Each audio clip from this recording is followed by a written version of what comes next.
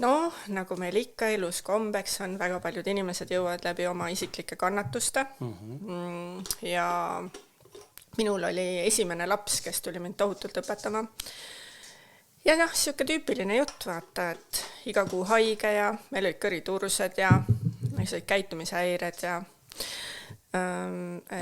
mul on hästi kihvt, hästi rahulikult kulgev poiss tegelikkuses, mõlemad lapsed on siuksed hästi kihtid ja rahulikud ja kui ma kirjeldan seda, mismoodi mu selle aastane ja 1,5-aastane käitus, siis kõik vaatavad, et see on ikka täiesti kuu pealt kukkunud, siukest asja ei ole võimalik sinu laste puhul.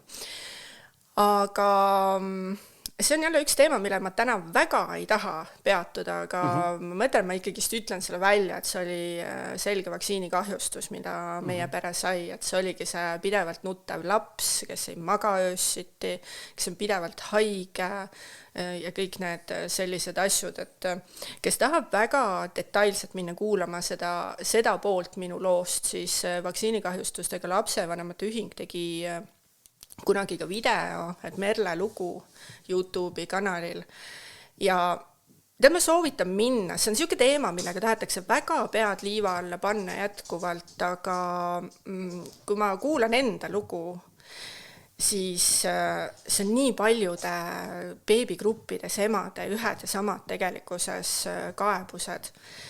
Mina ei tea, kuidas elus siuksed asjad juhtuvad, et mingi hetk käib siukene lambike läheb põlema ja veel mette tütrena, ma olen mette tütar, eks ole.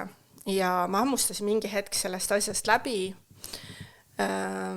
Siis julgesid ka mul sõbrad ümberringi hakata rääkima mulle igasugustest asjadest ja siis ma sain nagu uuesti hakata õppima põhimõtteliselt nagu jalgratast leiutama, et kuidas see tervis nüüd taastada.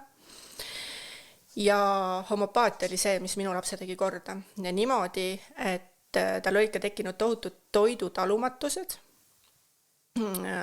kus oligi 2 tunniga põhimõtteliselt oli tal kurk kinni ja kõik. Enamus toidutalumatusi kadus homopaatiaga ära siukene 3-4 nädalaga ja ainuke asi oli muna, millega me vaidlesime, see on 4 kuud, aga vaktsiinid on kasvatatud muna peale. Aga jah, et see on siukene, jah, mul ei ole nagu ühtegi vist teemat, millest mina räägin, mis oleks siukene leebe ja tore, eks ole, aga ilmselt me peamegi ühiskonnas lõpetama selle pealiiva alla peitmise ja hakkama nagu seda brutaalset tõde päriselt vaatama.